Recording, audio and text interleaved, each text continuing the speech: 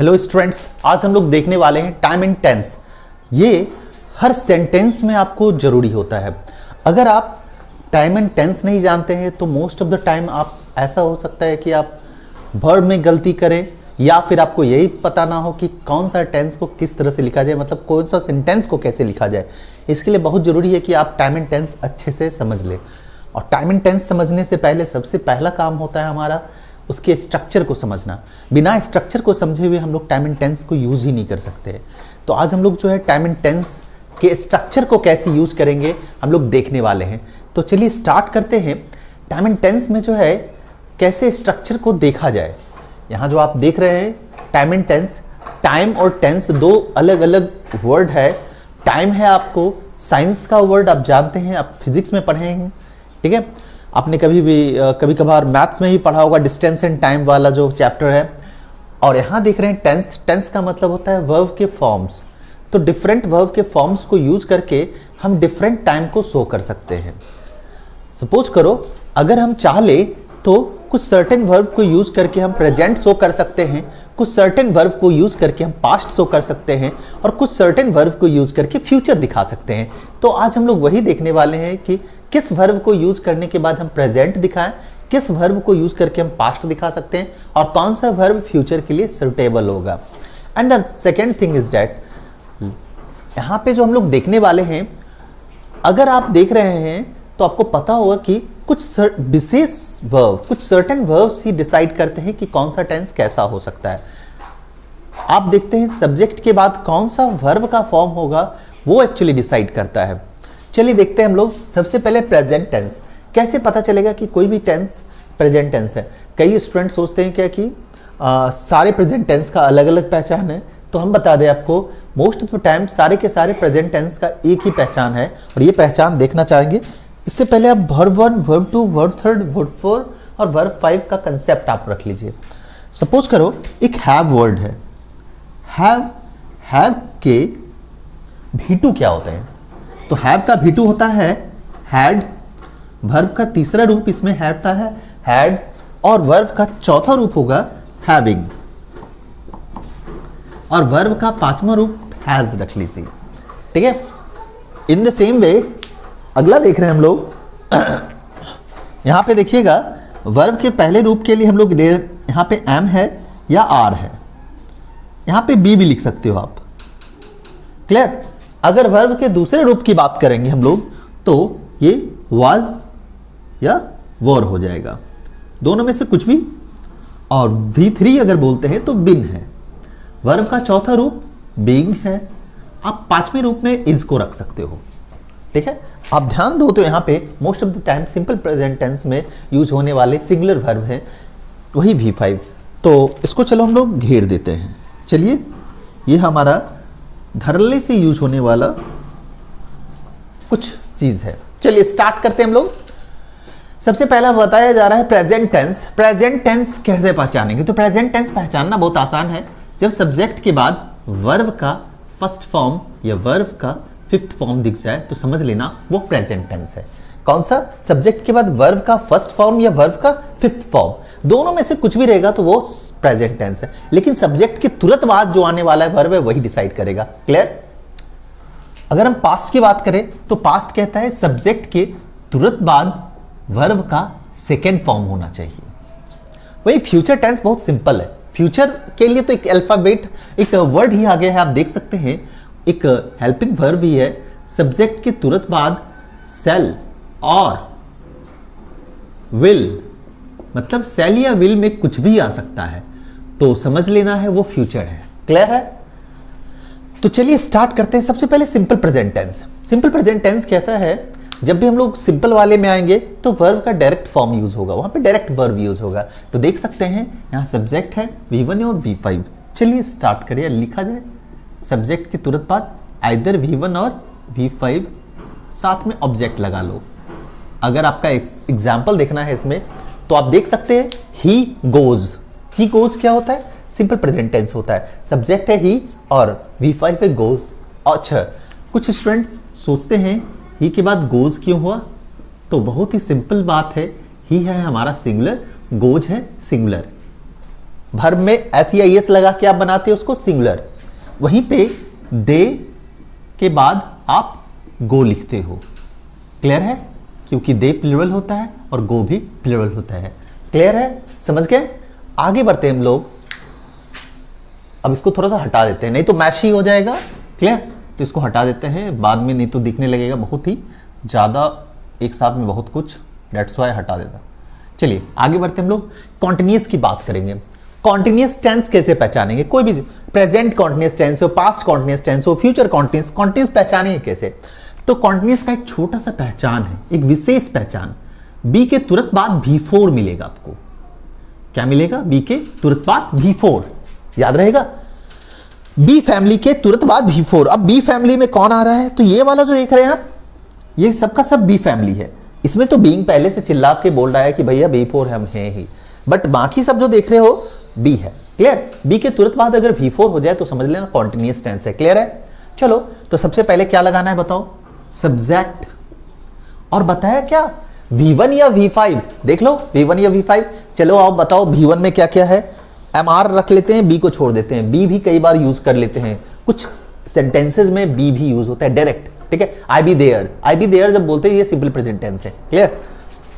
MR V1 हो गया, और यहां पर से इज, ये सब देख रहे V1 या V5 हो गया।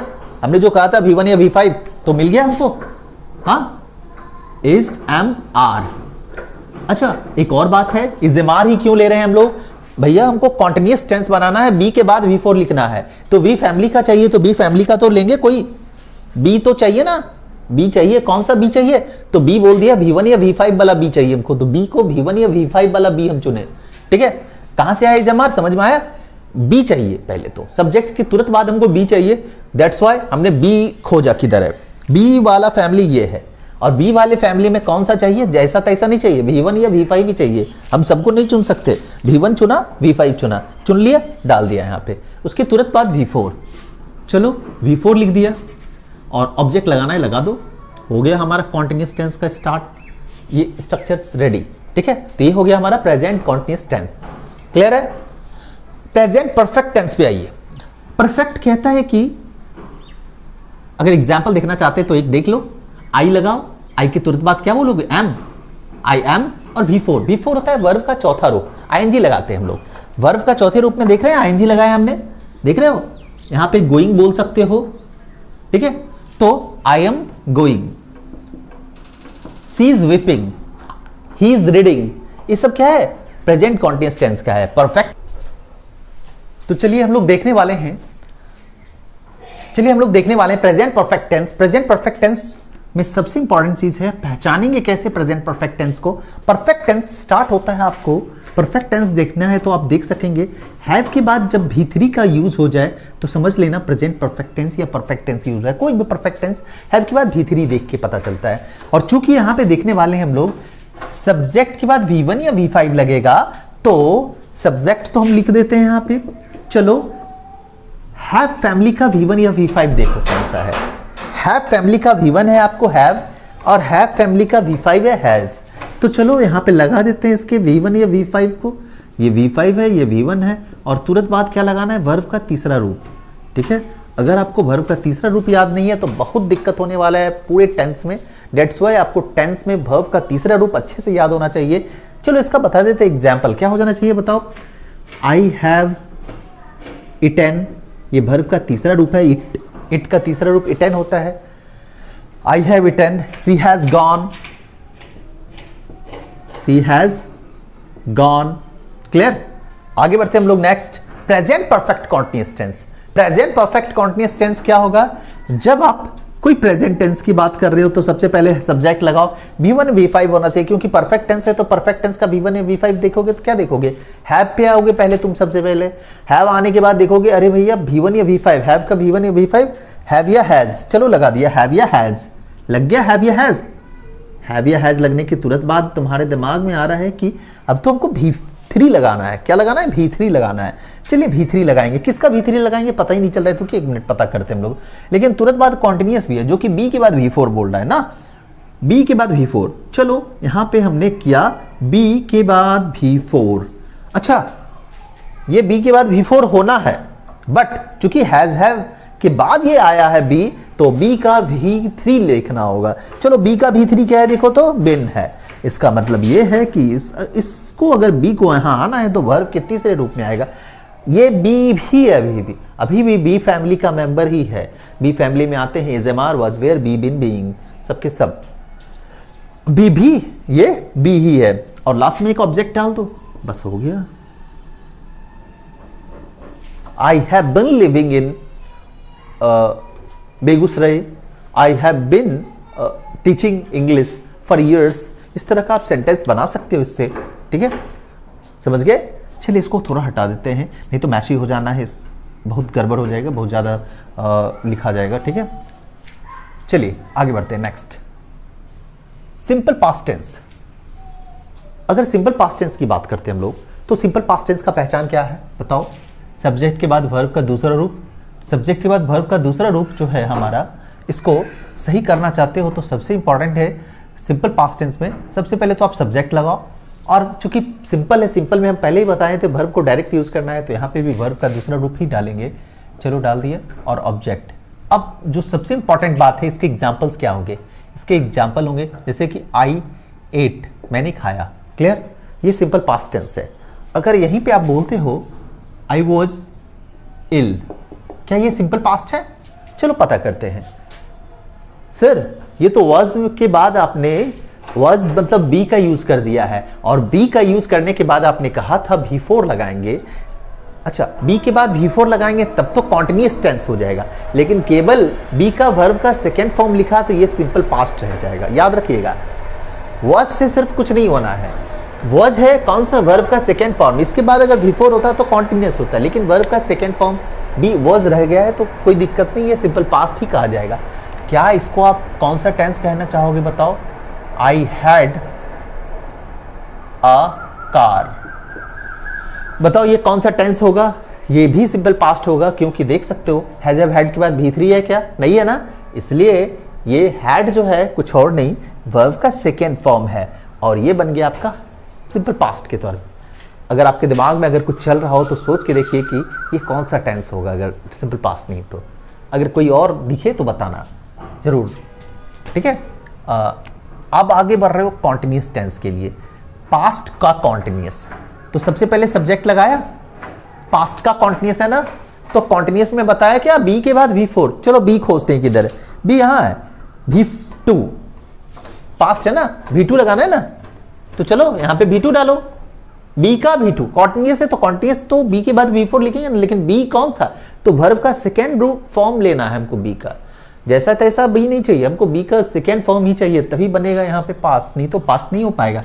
तो वर्ब का सेकेंड फॉर्म क्या हो गया? वाज या वर प्लस V4, तब तो बना। ये बन गया मेरा बी प्लस V4 ऑब्जेक्ट। चलो हो गया हमारा, ये हुआ मेरा पास्ट कॉन्टिन्यूअस टेंस। क्लियर? आगे बढ़ेंगे, नेक्स्ट आता है हमारा। इसका एग्जाम्पल अगर देखना चाहते हैं तो लिख सकते हैं I was teaching, she was coming, ठीक है, हरी वॉज प्लेइंग, ठीक है। नेक्स्ट है पास्ट के बाद परफेक्ट टेंस। चलो परफेक्ट टेंस तो जानते हो ना, परफेक्ट, हाँ, हैव के बाद V3 सर। परफेक्ट टेंस कौन सा? हैव के बाद V3, हैव के बाद V3 परफेक्ट टेंस। चलो सब्जेक्ट में हैव लिखते हैं, हैव लिखेंगे क्या? चलो हैव फैमिली में आ जाते हैं पहले, और उससे पता चलेंगे वर्ब का सेकेंड फॉर्म क्या है। वर्ब का सेकेंड फॉर्म क्या है बताओ? हैड। चलो हैड, अब V3 डाल दिया ऑब्जेक्ट। अब हमको समझ में आ चुका है कि ये हैड था यहाँ पे केवल। अब यहाँ पे हैड के बाद वर्ब का तीसरा रूप डाला है, वर्ब का थर्ड फॉर्म डाला है, ये है पास्ट परफेक्ट टेंस। अदरवाइज ये पास्ट परफेक्ट टेंस हो ही नहीं सकता था। अब समझ चुके हैं पास्ट परफेक्ट टेंस क्यों नहीं था ये। अब वर्ब का तीसरा रूप हमने डाला है, तब ये पास्ट परफेक्ट टेंस है। पास्ट परफेक्ट टेंस हमेशा तब यूज होता है जब काम दो हो। अकेला काम में आमतौर पे पास्ट परफेक्ट टेंस यूज करना गलत माना जाता है। एक बात याद रखिएगा, मेरे आने से पहले ट्रेन खुल चुकी थी, ये पास्ट परफेक्ट टेंस का एग्जांपल है। क्लियर? आइए पास्ट परफेक्ट कॉन्टिन्यूअस टेंस की ओर बढ़ते हैं। पास्ट परफेक्ट कॉन्टिन्यूअस टेंस कैसा चलेगा बताओ? पास्ट है तो सब्जेक्ट हो और वर्ब का सेकेंड फॉर्म। याद होगा परफेक्ट कॉन्टिन्यूअस जब भी होता है तो हम लोग पिछले वाले का हैड उठा लेते हैं, पिछले वाले का हैव फैमिली उठा लेते हैं, तो यहाँ पे भी हैड ही आ जाएगा। ऑब्वियस क्यों आ रहा है? सब्जेक्ट का वर्ब, सब्जेक्ट के बाद वर्ब का सेकेंड फॉर्म। अच्छा कॉन्टिन्यूअस था ना, तो बी प्लस V4 तो लगेगा ही कॉन्टिन्यूस में। देखो ना, बी के बाद V4 है, हाँ, बट हमने तो जाना है हैड के बाद V3 होता है, हैज हैड के बाद V3, हैज हैड के बाद V3, हैज हैड के बाद V3। तो चलो इसके बाद V3 डाला तो बी का V3 क्या होता है, बिन, बी का V3 बिन, बी का V3 been. That's why now we have a new structure. Clear है? अगर क्लियर है तो अच्छा है, हम लोग आगे बढ़ेंगे अब आगे, ठीक है, बताइएगा, फिर हम लोग आगे कंटिन्यू करेंगे इसमें, ठीक है।